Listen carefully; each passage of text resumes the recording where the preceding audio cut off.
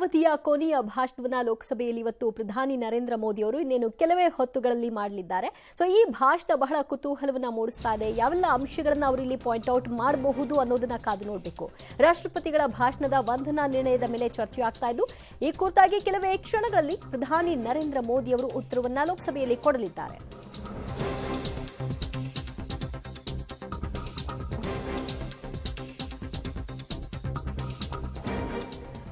ರಾಷ್ಟ್ರಪತಿಗಳ ಭಾಷಣದ ವಂದನಾ ನಿರ್ಣಯದ ಮೇಲೆ ಚರ್ಚೆ ಆಗ್ತಾ ಇದ್ದು, ಸೊ ಕೆಲವೇ ಹೊತ್ತುಗಳಲ್ಲಿ ಲೋಕಸಭೆಯಲ್ಲಿ ಪ್ರಧಾನಿ ನರೇಂದ್ರ ಮೋದಿ ಅವರಿಂದ ಅದಕ್ಕೆ ಉತ್ತರ ಕೂಡ ಸಿಗುತ್ತೆ. ಈ ಅವಧಿಯ ಕೊನೆಯ ಭಾಷಣವನ್ನ ಲೋಕಸಭೆಯಲ್ಲಿ ಪ್ರಧಾನಿ ನರೇಂದ್ರ ಮೋದಿ ಅವರು ಮಾಡ್ತಾ ಇದ್ದು, ಬಹಳ ಕುತೂಹಲಕ್ಕೆ ಕಾರಣವಾಗ್ತಾ ಇದೆ ಇವತ್ತಿನ ಈ ಭಾಷಣ. ಸೊ ಏನೆಲ್ಲ ಮಾತನಾಡಬಹುದು, ಯಾವೆಲ್ಲ ಅಂಶಗಳ ಕುರಿತಾಗಿ ಮಾತನಾಡಬಹುದು. ಬೇಸಿಕಲಿ ಅಯೋಧ್ಯೆಯ ರಾಮ ಮಂದಿರದ ಪ್ರಾಣ ಪ್ರತಿಷ್ಠಾಪನೆಯಾಗಿದೆ, ಅಂದುಕೊಂಡಂತೆ ಅವರು ಅದನ್ನ ಮಾಡಿ ಮುಗಿಸಿದ್ದಾರೆ. ಆ ವಿಷಯವನ್ನ ಇವತ್ತಿನ ಈ ಭಾಷಣದಲ್ಲಿ ಪ್ರಸ್ತಾಪ ಮಾಡ್ತಾರಾ? ಮತ್ತೆ ಅಬ್ ಕಿ ಬಾರ್ ಮೋದಿ ಸರ್ಕಾರ ಅಂತ ಹೇಳಿ ಎರಡನೇ ಅವಧಿಗೆ ಬಂದಿದ್ದಾಯ್ತು, ತೀಸರಿ ಬಾರ್ ಮೋದಿ ಸರ್ಕಾರ ಅನ್ನೋ ಕೂಗು ಕೂಡ ಇದ್ದಿದೆ. ಆ ವಿಷಯವಾಗಿ ಕಾನ್ಫಿಡೆಂಟ್ ಆಗಿ ಬಜೆಟ್ ಸಂದರ್ಭದಲ್ಲೂ ಕೂಡ ಮಾತನಾಡಿದ್ರು. ಈ ವಿಷಯವಾಗಿ ಇವತ್ತಿನ ಭಾಷಣದಲ್ಲಿ ಮಾತನಾಡಬಹುದಾ ಅನ್ನುವಂತಹ ಕುತೂಹಲವು ಕೂಡ ಸಹಜವಾಗಿ ಮೂಡ್ತಾ ಇದೆ. ಲೋಕಸಭೆಯಲ್ಲಿ 2.0 ಸರ್ಕಾರದ ಕೊನೆ ಭಾಷಣವನ್ನ ಮಾಡಲಿದ್ದಾರೆ ಮೋದಿ.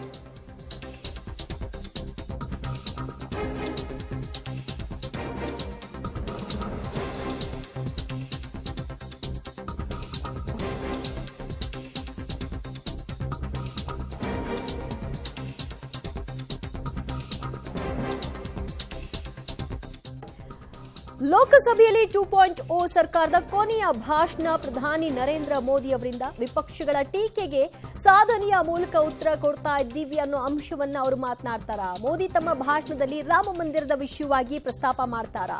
ಆರ್ಥಿಕವಾಗಿ ಪ್ರಗತಿಯ ಯಾವ ರೀತಿಯ ಹಂತವನ್ನ ನಾವು ಸಾಧಿಸಿದ್ದೀವಿ ಅಂತ ಅಂಕಿ ಅಂಶಗಳನ್ನ ಇಡೋ ಮೂಲಕವಾಗಿ ಉತ್ತರವನ್ನ ಕೊಡ್ತಾರ. ಸಂಸತ್ನಲ್ಲಿ ಮೋದಿ ಅವರ ಕೊನೆಯ ಭಾಷಣ ಬಹಳ ಕುತೂಹಲದ ಅಂಶವಾಗಿ ಕಾಡ್ತಾ ಇದೆ. ಈ ಅವಧಿಯ ಕೊನೆಯ ಭಾಷಣ ಇದಾಗಲಿದೆ. ಸೊ ಮತ್ತೆ ನಾವೇ ಅಧಿಕಾರಕ್ಕೆ ಬರ್ತೀವಿ ಅನ್ನೋದು ಬಿಜೆಪಿ ನಾಯಕರ ವಿಶ್ವಾಸ ಕೂಡ ಹೌದು. ಅದಕ್ಕೆ ಪ್ರಧಾನಿ ನರೇಂದ್ರ ಮೋದಿ ಅವರು ಕೂಡ ಅಲ್ಲಲ್ಲಿ ಆ ವಿಷಯವಾಗಿ ಅವರು ಪ್ರಸ್ತಾಪ ಮಾಡಿದ್ದು ಕೂಡ ಉಂಟು. ಬಜೆಟ್ ಸಂದರ್ಭದಲ್ಲೂ ಕೂಡ ನಿರ್ಮಲಾ ಸೀತಾರಾಮನ್ ಅವರು ಇದು ಲೇಖಾನುದಾನ ಅಷ್ಟೇ, ಮತ್ತೆ ನಾವು ಅಧಿಕಾರಕ್ಕೆ ಬರ್ತೀವಿ, ಆಗ ಪೂರ್ಣ ಬಜೆಟ್ ಅನ್ನ ಮಂಡಿಸ್ತೀವಿ ಅಂತ ಹೇಳಿದ್ರು. ಅಲ್ಲೂ ಕೂಡ ಅವರ ಹೋಪ್ಸ್ ಅನ್ನ ವ್ಯಕ್ತಪಡಿಸಿದ್ರು. ಸೊ ಮೋದಿ ಅವರ ಭಾಷಣ ಕುತೂಹಲಕ್ಕೆ ಕಾರಣವಾಗ್ತಾ ಇದೆ. ಬಗ್ಗೆ ಮತ್ತಷ್ಟು ಮಾಹಿತಿ ಪಡೆಯೋಣ ನಮ್ಮ ಪ್ರತಿನಿಧಿ ಶಬ್ಬೀರ್ನಿಂದ. ಶಬ್ಬೀರ್, ಸಹಜವಾಗಿ ಪ್ರತಿಪಕ್ಷಗಳು ಇದಕ್ಕೆ ಟೀಕೆಯನ್ನ ಮಾಡ್ತಾ ಇವೆ. ಇದು ಒಂದ್ ರೀತಿಯ ಮನ್ ಕಿ ಬಾತ್ ಆಗಬಹುದು, ಇಲ್ಲ ಚುನಾವಣಾ ಭಾಷಣವಾಗಬಹುದು ಅಂತ. ಸೊ ಪ್ರಧಾನಿ ಮೋದಿ ಅವರ ಇವತ್ತಿನ ಕೊನೆಯ ಭಾಷಣ ಲೋಕಸಭೆಯಲ್ಲಿ ಯಾವೆಲ್ಲ ಅಂಶಗಳನ್ನ ಉಲ್ಲೇಖ ಮಾಡಬಹುದು ಅಂತ ನಿರೀಕ್ಷೆ ಮಾಡಬಹುದು?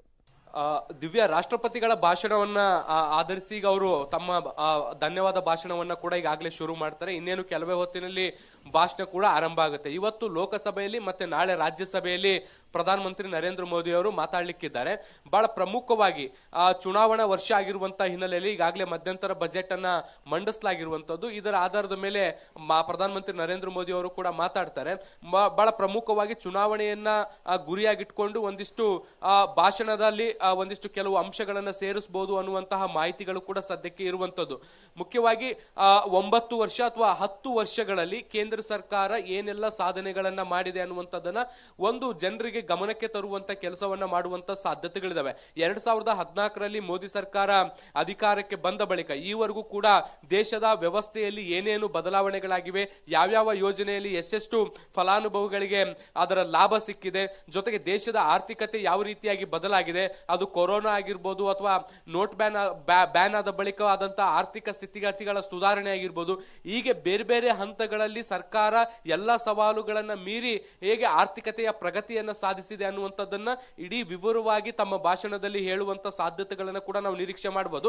ಯಾಕೆಂದ್ರೆ ಏನು ಬಜೆಟ್ ಅಧಿವೇಶನಕ್ಕಿಂತ ಮುಂಚೆ ನಾವು ನೋಡಿದ್ವಿ, ರಾಷ್ಟ್ರಪತಿ ದ್ರೌಪದಿ ಮುರ್ಮು ಅವರು ಕೂಡ ಕಳೆದ 9 ವರ್ಷಗಳಲ್ಲಿ ಸರ್ಕಾರ ಯಾವ ರೀತಿಯಾಗಿ ಸಾಧನೆ ಮಾಡಿದ್ರು ಅನ್ನುವಂಥದ್ದನ್ನ, ಅಂದ್ರೆ ಹಿಂದಿನ ವರ್ಷದ ಸಾಧನೆಯ ಜೊತೆಗೆ ಅದಕ್ಕಿಂತ ಹಿಂದೆ ಕೂಡ ಸರ್ಕಾರದ ಸಾಧನೆಗಳೇನು ಅನ್ನುವಂಥದ್ದನ್ನು ಸಂಪೂರ್ಣವಾಗಿ ವಿವರಿಸುವಂತ ಕೆಲಸವನ್ನ ಮಾಡಿದ್ರು.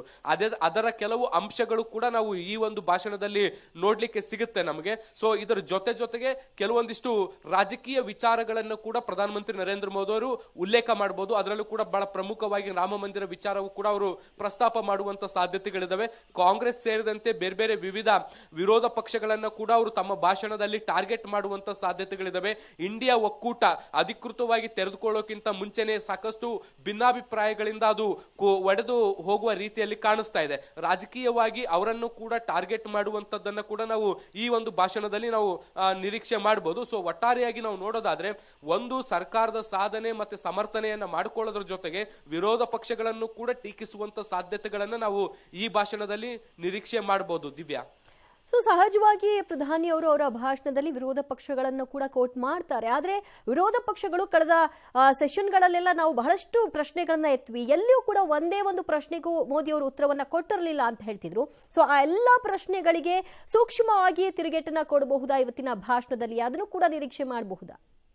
ಖಂಡಿತವಾಗ್ಲೂ ಈ ಸರ್ಕಾರದ ಅವಧಿಯಲ್ಲಿ ಇದು ಕಡೆಯ ಭಾಷಣ ಆಗಿರುವಂತದ್ದು. ಲೋಕಸಭೆಯಲ್ಲಿ ಮತ್ತೆ ರಾಜ್ಯಸಭೆಯಲ್ಲಿ ನಾಳೆ ಈ ಸರ್ಕಾರದ ಅವಧಿಯ ಕಡೆಯ ಭಾಷಣ ಆಗಿರುವಂತದ್ದು. ಹೀಗಾಗಿ ಪ್ರಧಾನಮಂತ್ರಿಗಳು ಯಾವ ವಿಚಾರದ ಬಗ್ಗೆ ಎಷ್ಟು ಫೋಕಸ್ ಆಗಿ ಮಾತಾಡ್ತಾರೆ ಅನ್ನುವಂಥದ್ದು ನಾನು ಆಗ್ಲೇ ಹೇಳಿದೆ. ಅವರು ಪ್ರತಿ ಬಾರಿಯೂ ಕೂಡ ಮಾತನಾಡಬೇಕಾದಂತ ಸಂದರ್ಭದಲ್ಲಿ ಸರ್ಕಾರದ ಕಾರ್ಯವೈಖರಿ ಹೇಗಿದೆ ಮತ್ತೆ ಹೇಗೆ ಕೆಲಸ ಮಾಡ್ತಿದೀವಿ, ಇಡೀ ದೇಶದ ಅಭಿವೃದ್ಧಿ ಚಟುವಟಿಕೆಗಳು ಹೇಗೆ ನಡೀತಾ ಇದೆ ಅನ್ನುವಂಥದ್ದನ್ನ ತಮ್ಮ ರಾಷ್ಟ್ರಪತಿ ಭಾಷಣದಲ್ಲಿ ಅದ್ರ ಮೇಲೆ ಪ್ರಧಾನಮಂತ್ರಿಗಳು ಮಾತನಾಡಬೇಕಾದಂತ ಸಂದರ್ಭದಲ್ಲೂ ಕೂಡ ಅಭಿವೃದ್ಧಿ ವಿಚಾರಗಳವಾಗಿ ಮಾತನಾಡುವಂತ ಪೊಲಿಟಿಕಲಿ ಒಂದಿಷ್ಟು ಟಾಂಟ್ಗಳನ್ನ ಅಥವಾ ವಿರೋಧ ಪಕ್ಷಗಳಿಗೆ ಟೀಕಿಸುವಂತ ಕೆಲಸವನ್ನ ಕೂಡ ಮಾಡ್ತಿದ್ರು. ಆದ್ರೆ ಇದು ಚುನಾವಣಾ ವರ್ಷ ಆಗಿರುವಂತ ಹಿನ್ನೆಲೆಯಲ್ಲಿ ಎಲ್ಲಾ ಅಂಶಗಳನ್ನು ಕೂಡ ಒಳಗೊಳಿಸಿ ವಿರೋಧ ಪಕ್ಷಗಳನ್ನ ಪ್ರತಿ ಹಂತದಲ್ಲೂ ಕೂಡ ಟಾರ್ಗೆಟ್ ಮಾಡುವಂತದನ್ನ ಕೂಡ ನಾವು ನಿರೀಕ್ಷೆ ಮಾಡ್ತಾ ಹೋಗ್ಬೋದು. ಜೊತೆಗೆ ವಿರೋಧ ಪಕ್ಷದ ನಾಯಕರು ಕೂಡ ಎತ್ತಿರುವಂತ ಪ್ರಶ್ನೆಗಳಿಗೂ ಕೂಡ ಹಂತ ಹಂತವಾಗಿ ಅವರು ಉತ್ತರಿಸ್ತಾ ಹೋಗ್ಬೋದು. ಇದ್ರ ಜೊತೆಗೆ ಈಗ ಕರ್ನಾಟಕದ ವಿಚಾರ ಕೂಡ ಏನು ಬಹಳಷ್ಟು ಏನು ಚರ್ಚೆಯಲ್ಲಿರುವಂತದ್ದು, ಅದು ಒಂದು ಕೇಂದ್ರ ಸರ್ಕಾರದಿಂದ ತೆರಿಗೆ ಅಥವಾ ಬೇರೆ ಬೇರೆ ರೀತಿಯಾದಂತಹ ಅನುದಾನಗಳು ವಿಳಂಬ ಆಗ್ತಾ ಇರುವಂತದ್ದು, ಬರದೇ ಇರುವಂತದ್ದು, ಈ ವಿಚಾರಗಳ ಬಗ್ಗೆಯೂ ಕೂಡ ಪ್ರಧಾನಮಂತ್ರಿಗಳು ಅಡ್ರೆಸ್ ಮಾಡಬಹುದಾದಂತಹ ಸಾಧ್ಯತೆಗಳಿದಾವೆ. ದಿವ್ಯಾ.